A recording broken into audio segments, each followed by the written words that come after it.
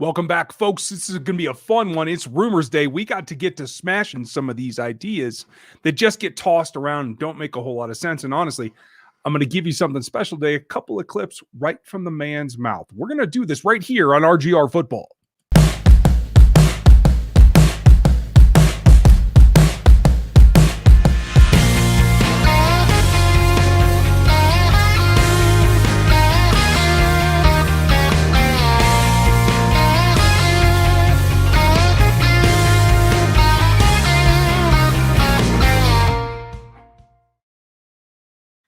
Hey, everybody, this is going to be a fun one because of some technical issues.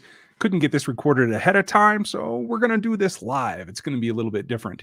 But this is that point in the season, in the offseason, that is, that we have to start smashing some of those rumors because they just keep popping up, whether it's folks here on YouTube trying to make the most of a questioning fan base or if it's just theoreticals out there in the blogosphere. There's a lot of back and forth on things that don't make a whole ton of sense. And I want to start today on what is going to be the key, I think, and honestly has been driving quite a bit of speculation, both amongst Kansas City fans, but across the league as well, when it comes to the draft. We're going to clarify some of that here in just a minute. If you're new to the channel, make sure that you click the like and the sub and the bell notification so you get all of that. There's going to be more. Dan's going to have something for you tomorrow. I'm doing a mock draft live on Thursday. So you want to check that out. It'll be a little bit later in the day, just kind of like now. It'll actually be an hour from now. It should be about 6 o'clock Central. So make sure you check that. If you don't know me, I'm Ryan. This is my channel, Going Rogue. And Dan and Danilo and Jeff and Aaron help me out from the crew here. We're glad that you're here. I know this is a weird time. Again, this is because didn't have the technical flow that we wanted today. And so I got in kind of a pinch. And this is a topic that we really have to address right now because the way that they have to build this particular roster for 2021. And when I say that roster, like every roster is a little bit different, no matter what year it is, even though it's the same team. That's perfectly fine. And that's the normal flow of things. But when it comes to what's going on in Kansas City, it's about Patrick. That's why he's on the thumbnail. And it's about his twin tackles. That's how you protect Patrick. And that's what broke down in the Super Bowl. And I think has been driving the fan base, but a lot of speculation up until now as well. And the announcement that Mitch Schwartz made last week, that he had the surgery and that it had been squared away and that he feels it's a short recovery and things. I mean, that comes down to really, what does it mean to the overall plan for these Kansas City Chiefs? Because even as you've seen in my mock drafts, we've been looking at offensive line early and often, to tell you the truth. And we have to get an idea of what they're thinking inside the building, and there's nobody better to do that from than Brett Veach. So let's hear a little bit from him right now. Yeah, I certainly think it'll be a combination of both. I mean, look, we, Coach Heck and our staff did an amazing job. I mean, we had 2 opt-outs with LDT and Niang, and we certainly missed those 2 players throughout the course of the season. And we did a lot of shuffling, as you know, and certainly the final blow was losing Fisher in that Bills game. And that was a daunting task to go against that front in the Super Bowl. So, we do like some of the young players and their progress and their development. Andrew Wiley has shown that he can play on a consistent level and at that guard position, and Allegretti took a step forward. We're anxious to get Niang back. So, we have a nice blend of some young players that are continue to get better, and we think we'll continue to improve. But certainly, our focus will be to bring in some new talent, and like the way this draft looks. This draft looks here, or from the offset here, the draft looks to be really talented on the offensive line. So I think it'll be a combination of what we have in-house and blending that in with some new talent, potentially in free agency, potentially in the draft, but certainly like the way the draft is shaping up. And I think it's safe to say that we'll be addressing that in any area we can. Now, what you heard from Brett Veach right there is really telling, and that's what you have to focus on, is the talent in the draft. And that is what this rumor going around that all of a sudden, because Mitch Schwartz says that he's had a back procedure and that they were very optimistic about Fish's recovery. They're targeting August, I believe it is mid-August for him to return. Now that's right usually when I make my camp trip, so I'll make sure to check in on him then. That's really aggressive. And so these two things this week have really bolstered this rumor, and I'm seeing it everywhere I turn that, all of a sudden the tackles are back. They're going to be fine. Well, yeah, they're both under contract. That's true. That never really was a question. We don't know if they're healthy or when they're going to be back. Just because there's optimism doesn't mean that that's a solid return. And so there's rumor going around that all of a sudden they're off the board and they're not looking at offensive line in the draft is complete nonsense. And you hear Brett Veach say it to you out loud that, yeah, we like this class. There's a lot of depth and a lot of talent on the offensive line in this draft class. And that's what they're looking for. It's certainly going to be a focus, I feel, because even if you get those guys back and you get them onto the field, there's still what you have to do beyond them, because they're both at that point where you can see the end of their time in Kansas City. And honestly, in the NFL, careers come to an end not many years from where they are right now. They both had a nice long run, but you have to account for that. And you have to be prepared for it more than you were this season. I think that's the takeaway. Like he mentioned in that clip, when you have opt-outs like Niang, who you kind of penciled in to be able to do some of that, maybe they were going to start him at guard and move him out because of the LDT thing. But you have to have more of a plan for the depth to be not just replacement, backup level players. You need full replacement starter level players, and that means you have to go get them in the draft. He did mention free agency as well, and I don't know if that is just trying to cover your bases, because it is very much that this front office wants to take where they can get in terms of talent and cost. So maybe they're not looking specifically at the draft. Maybe they're open to some free agent things. I haven't heard anything about what we'll talk about in the next couple of rumors here in the next week or two about restructures and extensions, et cetera, because that's how they're going to make their space without having to cut talent. And I think this front office is going to be very focused on losing as little talent as possible. There was also another giveaway here earlier. We talked about it a little bit on the live last night, and I'll try to do a piece on it later in the week. But it's about building up that value beneath your starter level in case you have to thrust them in. And he's touched on that too. Brett Veach had a comment that I think is important as well. Here it is. I think, just the general football 101 is get a quarterback and then build through the offense and defensive line. At the same time, the reality of it is, how the draft flows and, what's available to you. You have to make, certainly good decisions and not overdraft or go in different directions. So when you talk about just, again, that 101 philosophy about once you secure a quarterback, you want to build through the offensive lines, I certainly think you can make a case for that on the defensive side, and continuing to throw money and resources on the defensive line. I would say that it's the similar priority for the offensive line and probably those windows of opportunities of whether players available in free agency or whether what was available to us at the draft at that time wasn't available. Last year when Lucas was there in the third round, certainly that was a guy that, we made a priority to go get. I would say in years past, whether that be not having a first round pick or not having the lineman that you wanted available, graded as high, available from when you're picking, probably, had something to do with that. But I don't think it's certainly one of those things that you don't ever go into an off season or draft and not have in your mind that one of the priorities is to continually invest in the offensive line. And that's probably why, again, when you think about the last few drafts, the players have to be in those ranges. You don't, I guess in your mind, you don't want to draft fifth round lineman in the third round, and you want it to be, you want to have that value representative in regards to what round you're picking in. So I would say a lot of it had to do with just maybe where the picks fell in each round, what was available to us in free agency. Again, I think you saw that amount of effort and resources put in the defensive line, but I think in general, your philosophy is always to build up front, and I'm sure we'll do that this offseason. So that reassures me that they are still very much focused on making additions to this offensive line group. And let me do this for you guys. Bam. Yes, this is live because I didn't get a chance to pre-record a couple of technical issues with some of my equipment. And I see that you guys are asking some questions in here too. So FLDB, yes, we're live. I would look a lot better because my pre-recording looks better than the live stream does. No, I don't draft punters, and I doubt they ever would. I think they like him in Townsend, that is. there are a number of things. I'm just trying to make sure I cover your bases, you guys. I think there are other things floating around there that are trying to distract from the fact that just because of these announcements and that they feel that they're going to get their tackles back and they should have Niang back, it feels like that's very much in the realm of possibility. And I do feel like LDT should be back. He said he wants to. Whether that, we won't know until we absolutely know. But that doesn't take away from the offensive line. It means, luckily, that you don't have to go reach.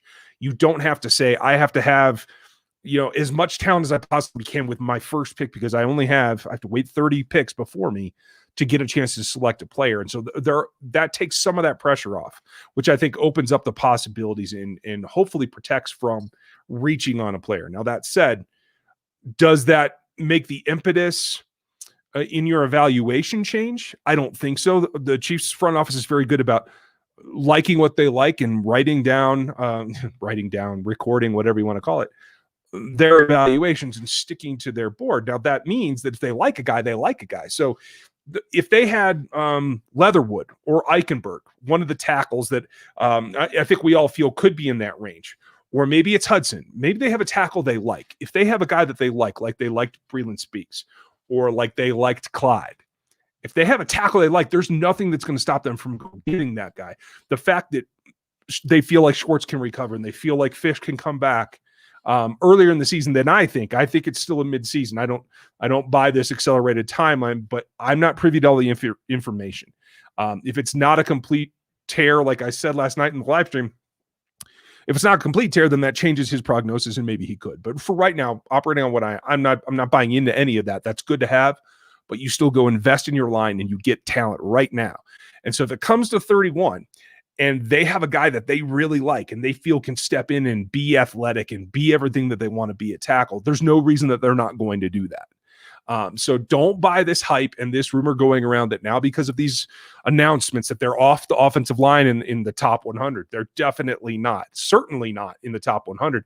And I think they're just as viable with their first round pick at 31 for the offensive line as they were for anything else. So that's really the rumor that I wanted to get to today because I'm hearing a ton about that. There's another couple that I've gotten questions on, and I'll do another rumors video next week. I might even do a bonus one just because I didn't get to pre-record this one. But I want to make sure I get your comments here too since we're all on, and I appreciate you guys jumping on at a time where I'm not usually live. Jay, I don't think you bring Justin Houston back. I think there was some sore feelings or whatever with that departure. I don't think that's an open door anymore. And quite frankly, I think while he can play in a four-man front, I do feel like he's not quite everything that they want in terms of the power edge type guy. So I'm just not sure it's a fit with Spags. I would love it. I'm a Justin Houston fan. I always liked his game, and I do feel like when he was able to up his output, when really made that effort, I think that that was really worth it. It just didn't end very well, I don't think. So let's see who else. Michael, how are you? The Vikings are releasing Kyle Rudolph. I mean, sure, for a vet min for maximum of $3 million a year, sure, I'd take him. But I don't think there's any way that he plays for that. So there's no reason to go spend. If you're going to spend money, it shouldn't be on Kyle Rudolph. So yeah, I think somebody gives him probably 8+ a year is my guess. Royce, glad you made it. Tyler, Kyle Van Noy as an option. They released him today with $30 million. I mean, he is an all-around player. I didn't watch his film specifically outside of the Chiefs game against Miami this year.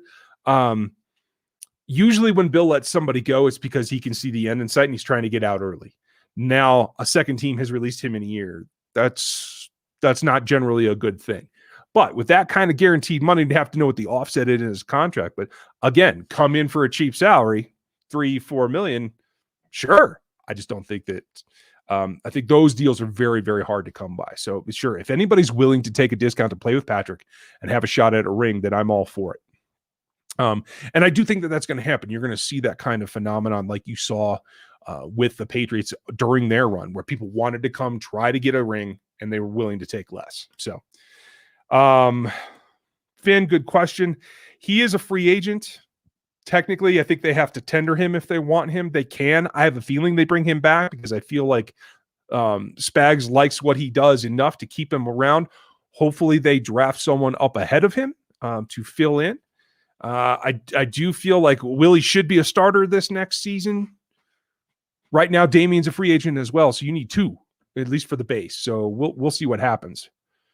Let's see here. That looks like we're close. Benjamin, which tackles in the draft would help the Chiefs? I mean, there are a number of them. I haven't done them all. I'm interested in some of the lighter, smaller ones, like Radens from North Dakota State. He's not a first-round guy. I think he's like a 60s guy, so late second round.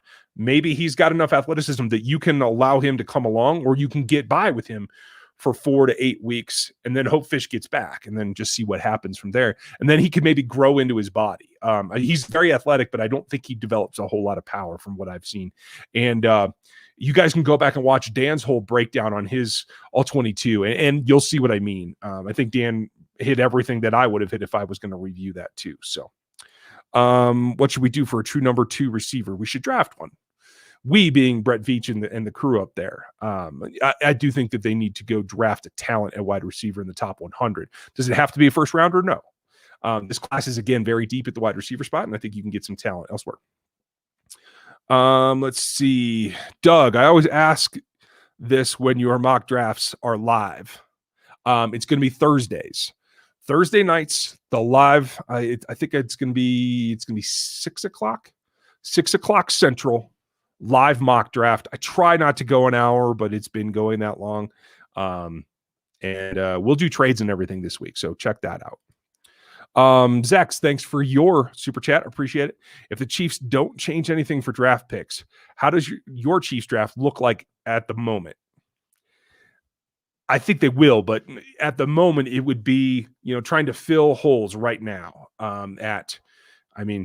O-line, clearly at tackle, I think you have to bolster, but then at guard or center as well. You need an interior guy. I think they can move Allegretti to center, but I haven't heard anything about them feeling that yet. So I'm not sure that that's anything in the works. I'm saying that's what I would try. If they don't feel that can work or they don't want to try that, then I think you got to draft someone. If it all boils down, they can get Ryder back pretty cheap is my guess, but I really would like to see them move on and get a little bit more power out of that overall. I know they like his pass block, but that's just one part of the game. And I think you're going to have opportunities in 2021 to run more because teams are going to give you those lighter boxes. And I think you have to take better advantage of that in the next season.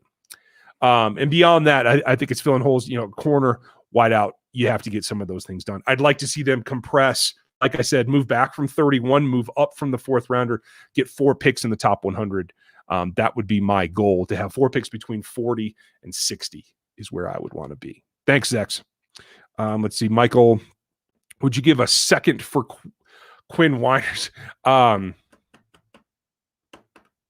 Miners is his name, by the way. No. I think he's a borderline top 100 guy. He should be there at 94 when the Chiefs pick, or 95, whatever it is. If there's a little overhype, maybe, but this is mostly media hype. I don't think that the league sees him coming off of competition at Wisconsin Whitewater as a 2nd round pick. I don't think you have to worry about him being gone in the 2nd. We'll see. Cole, would Alex Leatherwood be a good lineman for us? And if so, which spot would he play? I think Leatherwood could step into right tackle right now and be just fine. Could he move over to left if you need him? If you have Niang and you want to try him out there, you could give it a shot for a few weeks. It might be painful. It might not. I don't know. I'd have to go check his snaps, but I believe he played mostly on the right. I think he's filled in on the left once or twice. I'm not that familiar with his snap counts. But from what I've seen on film, I like what he does, and I think that he's athletic enough. I think he's got a little bit of that nasty, which I think they need as well. So I would be looking that direction. And I think at 31, or is possibly even a move back into the the low 40s, like 38 to 42, I think is the sweet spot for a move back. I think you can still pick him up most likely. FLDB, I'm glad you made it. Let's see. Alex, does Sherman come back on the cheap, more for leadership on offense and special teams? Yes. He wants to be in Kansas City. He said that. He's taken a pay cut multiple times to do it, and he'll do it again. He will be here. Makar, you're brave walking in here. Good for you. I think you're a little bit farther off than the Chiefs are from getting revenge on the Bucs. But hey, It's why the league keeps spinning around. You got to change new things. So that's rumors for today. I know you guys want to know about Hitch and some of the other things. I'll try to hit another rumors. If not before next week, definitely next Tuesday. I'll start doing all the rumors on Tuesdays, and we'll just go from there. So thanks for jumping in here, you guys. Hope you enjoyed it. Dan will have something tomorrow. Mock draft live Thursday night. Make sure that you're here for that, and we'll walk through it together, and I'll explain my decisions and take some of your input. Oh, got a couple more questions. We'll nail those before we get out of here.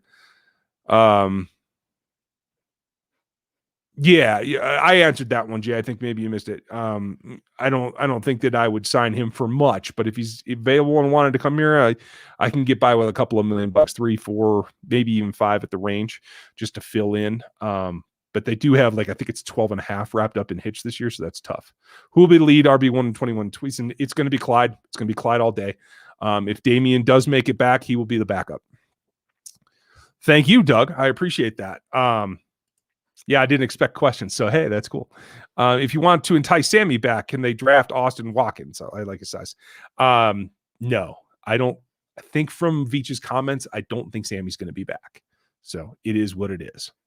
Thank you, guys. I appreciate your time. Check out Dan tomorrow and jump in for the live draft on Thursday. It's going to be fun. You guys have a good one.